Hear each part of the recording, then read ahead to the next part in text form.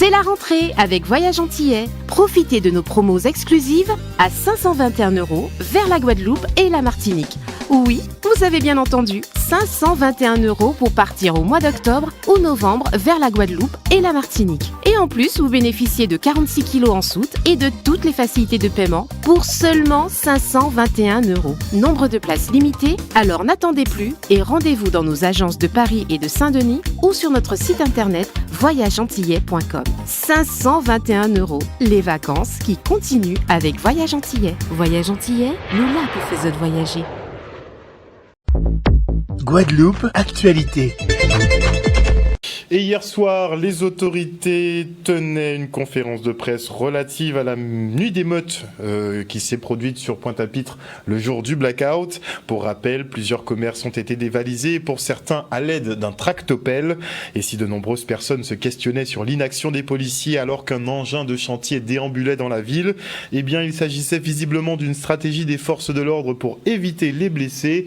Des agents auraient essuyé des tirs de 9 mm. Regardez. L'occasion a été faite de revenir sur les violences urbaines qui sont survenues à Pointe-à-Pitre et dans l'agglomération pointoise durant la semaine du 21 octobre. On tenait à faire le point, d'autant plus que les services de police qui ont été sur la brèche durant toute cette semaine, parce qu'il ne faut pas oublier que les événements ont commencé à Basse-Terre le lundi et se sont poursuivis jusqu'au dimanche. Donc les services de police ont été mobilisés en permanence avec la volonté première de ne pas occasionner de blessés. Et c'était ça la difficulté, c'était de préserver les vies humaines, ce qui n'était pas simple quand les policiers essuient des tirs de 9 mm comme ça a été le cas à Pointe-à-Pitre.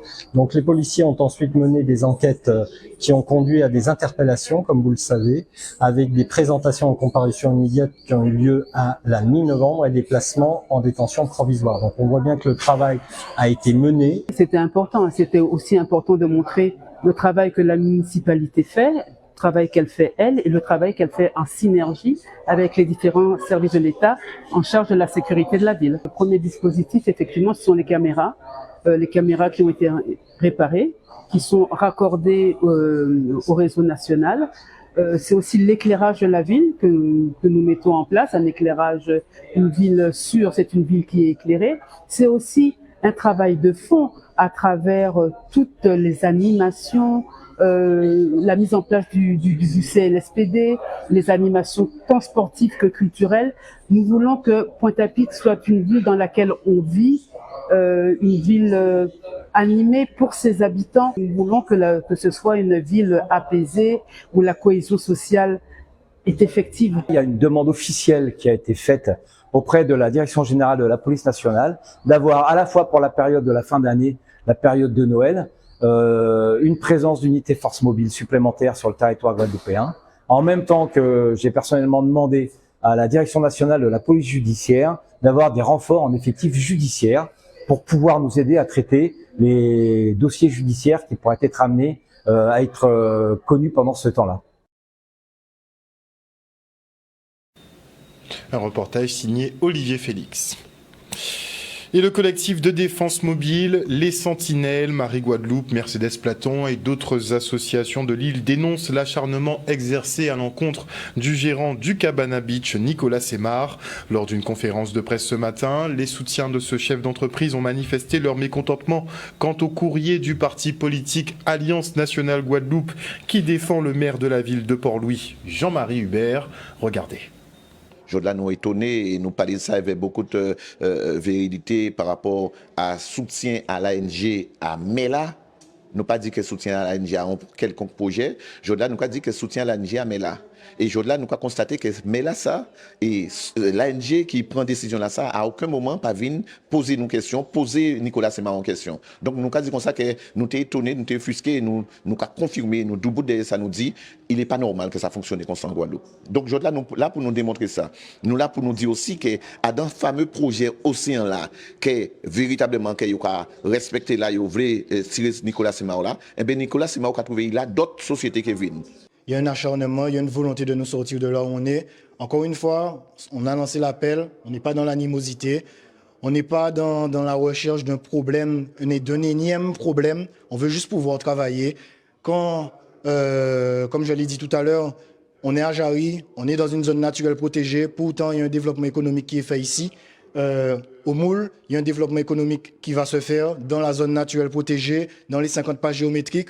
Quand il faut le faire, quand ils veulent le faire, ils savent le faire. Donc la seule chose qu'on demande, c'est pouvoir travailler, pouvoir former nos jeunes, pouvoir montrer à nos jeunes qu'il y a la possibilité de rester ici, d'entreprendre ici et de développer ici. Donc de trouver les solutions pour qu'on puisse rester là où nous sommes. Donc, je qui gens nous peut comprendre et que nous peut accepter, eh bien, ça, il y a dit là, eh bien, faut Nicolas Semar sorti là. D'autant plus que nous a dit que nous sommes d'accord. Nous a dit que Jodla nous paraît à ce que nous avançons. Sauf que Jodla nous a dit pas dans n'importe quelle condition. Eh bien, arrêter une entreprise où on est 30 salariés, à pas même bitin qui arrêter plein d'aller en bicyclette et comprendre que vous arrêter tout de suite. Donc, c'est pour ça que nous te disons comme ça, que préparer la zone des nous là, et nous que maintenant le temps qu'il faut, mais laissez nous travailler. Eh bien, Jodla, il ne pas répondre non. Il fait des cases. Donc, voilà toutes ces malversations-là que nous avons dénoncées. Et voilà, effectivement, les vraies raisons à éviction à Nicolas Semar de Pauli. Le fameux projet Océan dont je vous parlais effectivement il y a quelques mois et qui va occasionner l'organisation normalement de tournois internationaux de pétanque, figurez-vous. Une délégation de la Riviera du Levant était en visite à Saint-François. En pleine instabilité politique et financière, la ville a grandement besoin d'accompagnement, notamment pour la réfection des routes communautaires. Le reste en images. Ce n'est secret pour personne que notre commune ne se porte pas très bien sur le plan financier. Donc il est important que nous soyons bien accompagnés par la CARL. Et donc nous avons pu visiter effectivement les routes d'intérêt communautaire, deux routes qui ont été refaites complètement. Nous sommes ici à l'avenue de l'Europe puisque vous savez, nous sommes une commune à vocation touristique et nous ambitionnons véritablement sur un développement très fort sur le tourisme, le golf, l'aérodrome, la marina, notre base nautique, autant de projets qui nous tiennent à cœur et que la CARL nous accompagne. Donc je voudrais encore une fois remercier tous les élus communautaires qui effectivement contribuent au développement de la commune de Saint-François. J'ai envie de dire, c'est à la fois pour la population, c'est à la fois pour l'attractivité de la commune, mais c'est aussi à l'attractivité de la Guadeloupe. Nous avons pu visiter des routes qui ont été complètement refaites, hein, notamment le chemin militaire, le chemin d'Elgrès également, pour un montant de 2,4 millions. Quand même, c'est quand même très important, surtout que c'est une commune qui est vraiment dans le besoin de pouvoir refaire les routes, puisque c'est un vrai sujet sur Saint-François. Donc le président de la CARL que je suis, avec mes élus, avec mon équipe, que ce soit administratif ou les élus, nous avons vraiment envie, nous avons besoin également de pouvoir accompagner au mieux Saint-François. Nous commençons, c'est vrai que quand il s'agit de refaire, c'est un montant très élevé en termes d'investissement, mais la CARL continuera à être aux côtés de Saint-François, aux côtés du maire de Saint-François et son équipe. De retour sur le plateau, parlons maintenant des rendez-vous du monde économique qui ont démarré aujourd'hui. Et à cet effet, je reçois Myriam Saint-Cyrel, directrice de la croissance verte à la région Guadeloupe. Bonsoir Madame Saint-Cyrel. Bonsoir. Vous êtes en compagnie de Célia Sinitambiri-Voutin. Bonsoir. Bonsoir. Et vous représentez effectivement l'entreprise EARL et vous avez été accompagné par la région. On parlera plus amplement de cet accompagnement. Donc ouverture de ces journées aujourd'hui. Quel est l'enjeu concrètement ? Alors l'enjeu de manière très concrète, c'est de pouvoir discuter de manière commune sur l'avenir économique de nos secteurs, à savoir le tourisme, l'agriculture, la fiscalité, la question de l'aquaculture, la pêche, mais aussi l'économie sociale et solidaire. Voilà, discuter, co-construire, se fixer un cap à 2030 et sur la base effectivement de la stratégie mise en place au niveau régional. Donc on a ces rencontres entre les acteurs économiques finalement et les acteurs politiques. Est-ce que l'émulation est bonne ? L'émulation est très bonne. Aujourd'hui, on a quand même eu une belle représentativité du monde économique. Plusieurs sujets ont été abordés, des sujets transversaux, et c'était très intéressant parce qu'on a pu effectivement voir des entreprises inspirantes, à la fois qui s'exportent, mais aussi qui travaillent au niveau local à développer leur activité. Donc c'était quand même une belle aventure pour la collectivité régionale et surtout ça a permis de refixer le rôle, les compétences et l'enjeu à avoir une région qui fonctionne quelque part dans ces différents champs et périmètres. Parce que globalement, on dit la région est chef de file du développement économique, mais est-ce que tout le monde cible vraiment en quoi ça consiste? Ouais, voilà, exactement. Donc là, c'était l'occasion en fait de montrer des modalités d'intervention multiples. Donc de la subvention directe à différentes phases des projets, mais aussi l'intervention de la fiscalité, l'intervention aussi de l'accompagnement technique, l'accompagnement à l'export. C'est un petit peu tout ça qu'on a balayé aujourd'hui sous un angle positif, parce qu'on sait que la Guadeloupe rencontre un certain nombre de problèmes à l'échelle nationale et aussi en local. Mais là, on a voulu quand même mettre l'accent sur des modèles inspirants, principalement. Voilà. Et est-ce qu'on peut dire que l'un des axes principaux, c'est la croissance verte? Ben, vous êtes bien placé, je suis bien placée pour le dire, bien sûr. Le premier maillon de notre développement économique et qui ouvre bien entendu sur tous les autres secteurs, on va le voir avec Célia d'ailleurs, c'est effectivement le secteur agricole. Donc, beaucoup d'attention est portée sur ce fameux secteur agricole, puisqu'il faudra bien se nourrir demain. On parle beaucoup d'autonomie alimentaire, mais il faut le faire réellement, il faut y arriver. Parlez-nous effectivement de cet accompagnement. Déjà, création de l'entreprise, ça date de quand? Comment ça s'est passé? Alors, il y a plusieurs créations d'entreprises avec moi, puisque je suis... Multi-entrepreneur. Oui, je suis exploitante agricole dans la banane, l'élevage, porc, volaille. Et du coup, on a eu un accompagnement avec la région pour des aides financières, effectivement, par rapport à des difficultés qu'on a pu rencontrer. Depuis 2015, la société a été créée. Non, elle a été créée en 2009, mais la création en élevage, elle est créée en 2015. Et moi, je suis venue en 2019, par exemple. Du coup, voilà. Et en fait, avec la région, on a aussi eu un accompagnement, bien sûr, par rapport à une nouvelle création, donc EcoGreen Animal, qui est toute nouvelle grâce au concours à Green Startup. On a été lauréat l'année dernière, en 2023, et encore cette année, nous sommes lauréats à IOM, donc Innovation Outre-mer, pour le même projet, donc bien sûr, la création d'engrais à partir de nos déchets. Voilà. Les engrais sont finalisés? Les engrais. Finalisés, commercialisés déjà les engrais? Non, pas encore. Pas encore? Non, la création est en mode start-up, on va dire, pour le moment. Mais on a quand même déjà un bel accompagnement, déjà avec les Technopoles IOM, la Technopole Innova. Donc tout ça qui engendre justement un accompagnement grâce à la région Guadeloupe. Est-ce qu'on peut dire que vous avez choisi la diversification parce que ça s'impose, puisque vous êtes parti d'exploitation agricole, vous allez maintenant, vous êtes sur le secteur porcin, maintenant vous allez sur le domaine des engrais, donc vous voulez maîtriser toute la filière, toute la file? Alors, c'est pas qu'on veut maîtriser toute la filière, c'est surtout qu'on a un besoin réel aujourd'hui en tant qu'agriculteur. On est dans le milieu, on est sur le terrain et on voit qu'aujourd'hui, j'ai telle problématique, quelle solution que je peux trouver justement pour ne plus avoir cette problématique en fait. Et on est obligé justement d'avoir plusieurs casquettes. Puisqu'il ne faut pas oublier quand même qu'un agriculteur aujourd'hui, c'est un exploitant agricole, c'est un chef d'entreprise, donc tout ce qui est entrepreneuriat, etc. Et nous, aujourd'hui, on se dit qu'on est jeunes, il y a encore de l'avenir après, donc on ne peut pas rester bloqué que sur l'agriculture. C'est le développement. Oui, il faut se développer aujourd'hui, surtout en tant que jeune. Donc j'encourage les jeunes à développer et surtout dans le milieu agricole. Très bien. Alors, accompagnement, est-ce que l'accompagnement est purement financier ou bien il y a un accompagnement aussi pour rédiger, établir le projet? Alors, il y a eu un accompagnement financier, oui, effectivement. Donc, toutes les aides dans les difficultés qu'on a pu avoir au cours des années précédentes. Et on a également un accompagnement technique. Donc, c'est-à-dire, comme je l'ai dit, avec la Technopole Innova, oui. Il nous accompagne sur tous les dossiers, sur la création d'un pitch deck, comme je disais tout à l'heure à Myriam.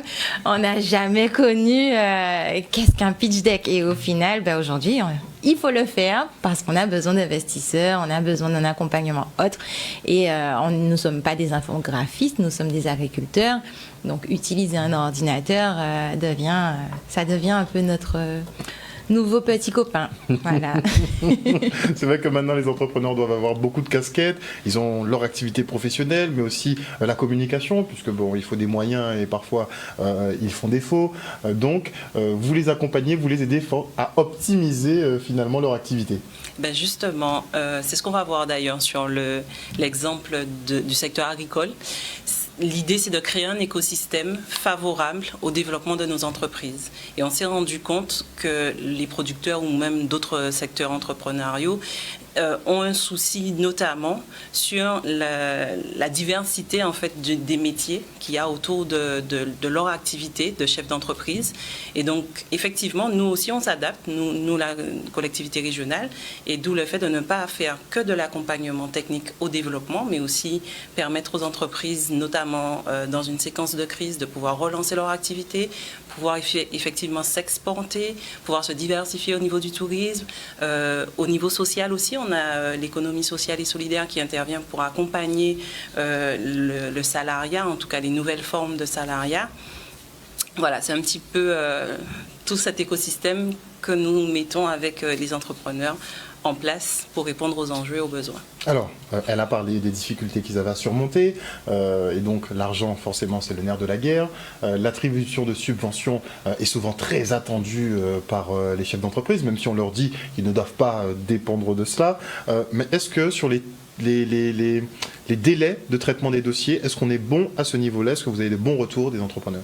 Alors c'est vrai que ça reste compliqué. En aide régionale, on a des délais quand même optimisés. Cependant, sur des fonds qui demandent beaucoup plus de contraintes entre guillemets administratives, pas de contraintes, de modalités administratives et de contrôle, avec des montants quand même beaucoup plus conséquents, il est vrai que certaines fois, on a besoin d'avoir une expertise un petit peu plus poussée, ce qui rallonge aussi les délais. On a besoin, la collectivité, en étant autorité de gestion des fonds européens, s'améliore petit à petit, parce qu'on est conscient effectivement des délais face au développement des entreprises. Mais voilà, on prend à bras le corps cette question-là. Parce qu'on parle toujours de ces fonds européens qui repartent. Bon, ils repartent pas nécessairement, ils sont réaffectés, mais on parle de ces fonds européens qui ne sont pas consommés comme il se doit. Oui, on a sur la nouvelle programmation qui va bientôt débuter, on s'est attelé à essayer d'optimiser les contraintes. La première contrainte, c'était qu'on avait beaucoup de dossiers individuels. Là, par exemple, il y a une démarche de dossier collectif qui permettra de gagner en délai. Ça, c'est un premier point. L'attrait aussi sur les niveaux de financement aussi a été augmenté pour tenir compte effectivement des besoins de nos territoires. C'est un peu des modalités et des solutions à mesure que nous prenons pour pouvoir améliorer, ce sachant la contrainte aussi à laquelle on est soumis en tant que collectivité régionale, qui est de contrôler et de bien utiliser les financements européens pour le développement du territoire. Et donc ça, effectivement, ça engage la collectivité face aux montants et aux masses financières qui sont quand même très très conséquent. Exactement, donc autant en bénéficier, mais il faut faire le nécessaire pour cela. Donc on peut venir se renseigner. Oui, au-delà de l'aspect des séquences plénières et des ateliers, il y a aussi un village d'acteurs qui permet, et là c'est l'ensemble des socioprofessionnels qui accueillent les porteurs de projets, bénéficiaires ou ceux qui ont des questions autour de l'enjeu économique de notre territoire. Et donc en fait on a proposé à l'ensemble de nos socioprofessionnels, acteurs du développement aussi, de pouvoir participer à cette belle manifestation avec nous en proposant un village d'acteurs.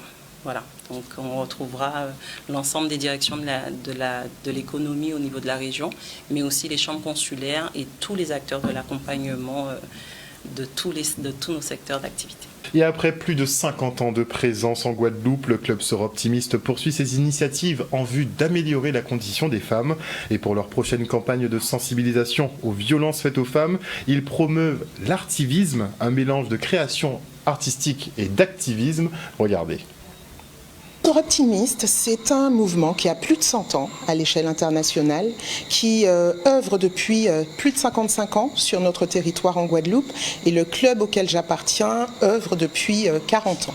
C'est un mouvement de femmes, ce sont des femmes de milieux interprofessionnels. Nous sommes toutes en emploi et nous œuvrons à différents sujets, sur différents axes, pour améliorer les conditions de la femme et des filles dans la vie au quotidien. L'idée de ce soir, c'est d'amorcer 15 jours, normalement d'activisme, mais que nous avons voulu mettre aux couleurs de l'artivisme, conjonction de l'art et de l'activisme, pour que nous puissions driver un maximum de monde, toucher le grand public pour que nous puissions ensemble faire reculer ce fléau que sont les violences faites aux femmes et aux filles. Donc c'est tous ensemble, femmes, hommes, que nous allons pouvoir gagner ce combat.